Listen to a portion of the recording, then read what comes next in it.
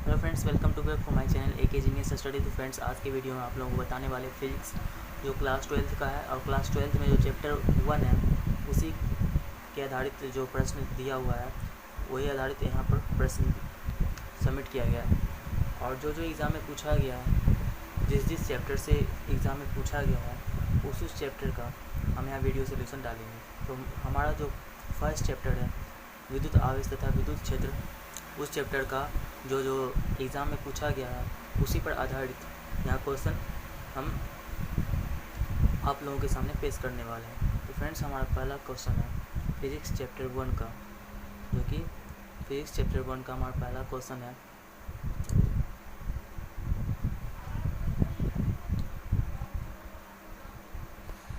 जब किसी वस्तु को आवेशित किया जाता है तो उसका द्रव्यमान क्या होता है। जब किसी वस्तु को आवेशित किया जाता है तो उसका द्रव्यमान क्या होता है। और यह फर्स्ट चैप्टर विद्युत आवेश तथा विद्युत क्षेत्र का क्वेश्चन है, जो कि 2018 में पूछा गया है। तो जब किसी वस्तु को आवेशित किया जाता है तो उसका द्रव्यमान क्या होता है।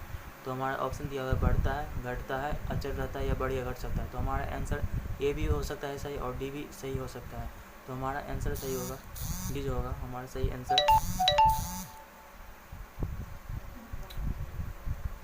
हमारा सही आंसर जो होगा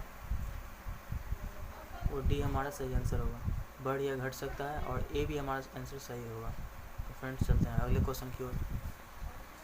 दूसरा क्वेश्चन दिया हुआ है विद्युतशीलता का SI मात्रक क्या होता है। विद्युतशीलता का SI मात्रक क्या होता है। इसमें 4 ऑप्शन दिए गए हैं। n inverse m-2 C2, nm square C-2, या ए और बी दोनों सही होगा और या इनमें से कोई नहीं होगा। तो हमारा सही आंसर होगा विद्युतशीलता का SI मात्रक जो होता है n इनवर्स m-2 और C2 होता है, जो हमारा सही आंसर होगा। तो हमारा दूसरा क्वेश्चन का सही आंसर होगा ए, n इनवर्स m-2 C2। और यह क्वेश्चन 2013, 2015 और 2019 और 2021 में पूछा गया, और जो कि बहुत VVI क्वेश्चन है, इसे आप लोग याद कर लीजिएगा। एग्ज़ाम में बहुत बार पूछा गया, 2013 में पूछा गया है, 2015 में पूछा गया, 2019 में पूछा गया है और 2021 में पूछा गया। चलिए अगले क्वेश्चन की ओर चलते हैं। उसके बाद दिया गया किसी पदार्थ के धातु के 2 गोले ए तथा बी दिए गए हैं। कोई पदार्थ के धातु के गोले हैं जो ए तथा बी दिए गए हैं। एक पर +Q आवेश, ए पर जो है +Q आवेश है और बी पर जो है माइनस Q आवेश दिया गया है। तो क्या होगा। तो ऑप्शन दिया गया कि ए का द्रव्यमान बढ़ जाएगा, बी का द्रव्यमान बढ़ जाएगा, द्रव्यमान पर कोई प्रभाव नहीं पड़ेगा, इनमें से कोई नहीं होगा। तो जान लीजिए, जब भी गोले दिया हुआ है ए और बी, और एक पर +Q आवेश दिया गया और दूसरे पर -Q आवेश दिया गया, और जिस पर -Q आवेश दिया गया है अर्थात बी पर जो है -Q आवेश दिया गया है, तो बी का जो जिस पर -Q आवेश दिया जाए तो उस पर बी का द्रव्यमान क्या होगा, बढ़ जाए। जिस पर माइनस दिया गया है उसका द्रव्यमान बढ़ेगा, तो अर्थात बी का द्रव्यमान क्या हो जाएगा, बढ़ जाएगा। तो हमारा सही आंसर बी होगा। अगले क्वेश्चन की ओर चलते हैं। धातु के बने गोले ए को धन आवेश दिया गया तथा गोले बी के बराबर के दूसरे धातु के गोले के बी के उतने ही परिमाण का ऋण आवेश दिया गया। बी को क्या किया गया, बी को ऋण आवेश दिया गया और ए को धन आवेश दिया गया। जितना धन आवेश गोले ए को दिया गया उतना बी को ऋण आवेश दिया गया। तो हम बता दें कि जिस पर ऋण आवेश होगा उस पर जो होगा उसका द्रव्यमान बढ़ेगा। तो ऋण आवेश किस पर है, तो बी का द्रव्यमान जो होगा बढ़ जाएगा। तो हमारा सही आंसर जो होगा डी जो हमारा सही आंसर होगा, बी का द्रव्यमान बढ़ जाएगा, क्योंकि बी पर ऋण आवेश था इसलिए बी का द्रव्यमान बढ़ जाएगा। चलिए 5वां विद्युत क्षेत्र ई। विद्युत क्षेत्र ई सदिश से लंबवत रेखा विद्युत द्विध्रुव आघूर्ण पी सदिश है, और इस स्थिति में द्विध्रुव की स्थितिज ऊर्जा शून्य मान लेने पर ई सदिश और पी सदिश के बीच फाई कोण की स्थिति में द्विध्रुव की स्थितिज ऊर्जा होती है। और यह क्वेश्चन 2017 में पूछा गया। तो क्या होगी इसका सही आंसर जो होगा, इसका सही answer -p vector into E vector होगा। तो इसका सही आंसर बी होगा, -p vector into E vector.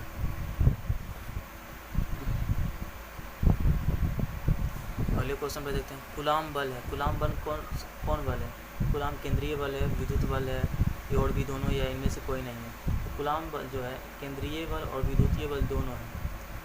ये भी सही होगा और ये भी सही होगा, क्योंकि इन दोनों में ऑप्शन नहीं मारे, क्योंकि सी दिया हुआ है, सी जो हमारा आंसर दिया हुआ है ए और बी दोनों, इसलिए हमारा सही आंसर जो होगा ए और बी दोनों, सी हमारा सही आंसर होगा। और यह क्वेश्चन 2009, 2019 और 2020 में पूछा गया, जो कि बहुत BBI क्वेश्चन जो एग्ज़ाम में जितना भी एग्ज़ाम में पूछा गया है प्रत्येक चैप्टर से, उसी चैप्टर वाइज का यहाँ क्वेश्चन डाला गया है। तो फ्रेंड्स उम्मीद है कि आप लोग इसे याद कर लेंगे। चलिए 7 नंबर क्वेश्चन दिया गया, यदि समरूप विद्युत क्षेत्र x अक्ष की दिशा में विद्यमान है तो समविभव होगा। यदि समरूप विद्युत क्षेत्र x अक्ष की दिशा में विद्यमान है तो समविभव क्या होगा? x अक्ष की दिशा में विद्यमान होगा तो इसका जो समविभव होगा तो यह यहाँ होगा y z तल की दिशा, इसलिए हमारा सही आंसर सी होगा, y z तल की दिशा, हमारा ऑप्शन सही सी होगा। उसके बाद विद्युत आवेश का क्वांटम, विद्युत आवेश का क्वांटम ESU मात्रक में होता है। तो विद्युत आवेश का क्वांटम ESU मात्रक में होता है 4.78 × 10⁻⁻10, हमारा सही आंसर ए होगा। चलिए इसके बाद दिया गया है स्थिर विद्युत से क्षेत्र होता है। स्थिर विद्युत क्षेत्र क्या होता है? संरक्षित, तो हमारा सही आंसर ए होगा संरक्षित। और ये 2010, 2011 और 2022 में पूछा गया है। उसके बाद है एक एकांकी चालक के लिए निम्न में से कौन अनुपात अचर होता है?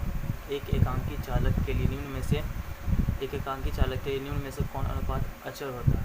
तो हमारा सही आंसर होगा ए जो होगा कुल आवेश बटे कुल विभव, कुल आवेश बटे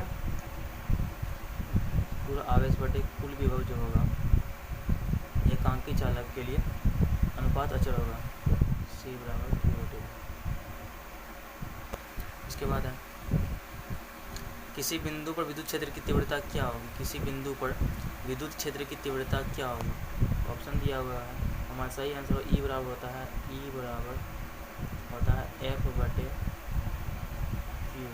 तो हमारा सही आंसर जो होगा E बराबर F बटे Q, बी ऑप्शन जो होगा हमारा सही आंसर होगा।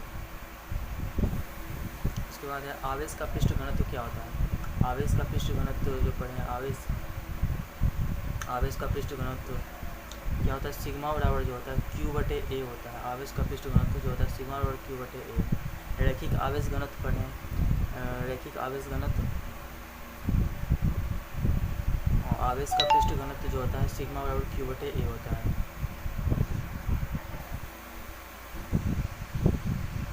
एक विद्युतीय द्विध्रुव को दो विपरीत दिशाओं से बना है जिनके परिणाम +3.2 × 10⁻19 कूलम एवं -3.2 × 10⁻19 कूलम है और इनके बीच की दूरी जो है 2.4 × 10⁻10 मीटर है। तो विद्युत की द्विध्रुव आघूर्ण जो है, विद्युत की द्विध्रुव आघूर्ण ज्ञात करना है।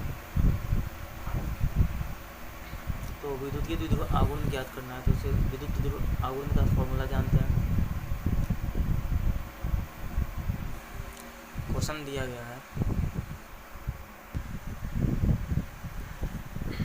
विद्युत द्विध्रुव आघूर्ण का फॉर्मूला होता है म्यू बराबर Q गुना 2L।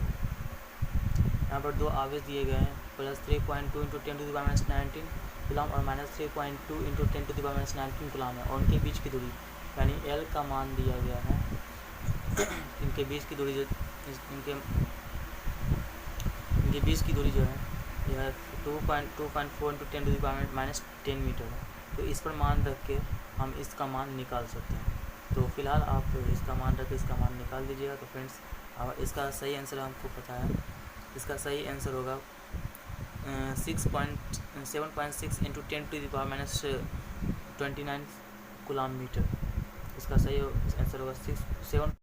इसका सही आंसर होगा ऑप्शन, इसका ऑप्शन दिया हुआ है 7.6 × 10⁻27, 7.68 × 10⁻29 और 7.86 × 10⁻29 कूलम मीटर और 7.68 × 10⁻27 कूलम मीटर। तो इसका सही आंसर जो होगा हमारा सही आंसर ऑप्शन बी होगा 7.68 × 10⁻29। अगर आप फॉर्मूला के प्रयोग द्वारा अगर आप इसको सॉल्व कीजिएगा तो इसका सही आंसर 7.68 × 10⁻29 कूलम मीटर आएगा। तो फ्रेंड्स अगले वीडियो में चलते हैं अगले क्वेश्चन में। एक आवेशित चालक की सतह के किसी बिंदु पर विद्युत क्षेत्र की तीव्रता क्या होती है? एक आवेशित चालक की सतह के किसी बिंदु पर विद्युत क्षेत्र की तीव्रता जो होती है वो सतह के लंबवत होती है। तो हमारा सही आंसर बी होगा सतह के लंबवत। चलते हैं 15 नंबर क्वेश्चन दिया हुआ है, किसी विद्युत रोधी माध्यम का परावैद्युतांक अपेक्षित परावैद्युता एप्सिलॉन आर हो सकता है। तो किसी विद्युत रोधी माध्यम का परावैद्युतांक जो होता है वह जो होता है 1 से अधिक होता है, अर्थात 1 से अधिक होता है। तो हमारा सही आंसर जो होगा, किसी विद्युत रोधी माध्यम का परावैद्युतांक अपेक्षित परावैद्युता एप्सिलॉन आर जो होता है 5 होता है। हमारा सही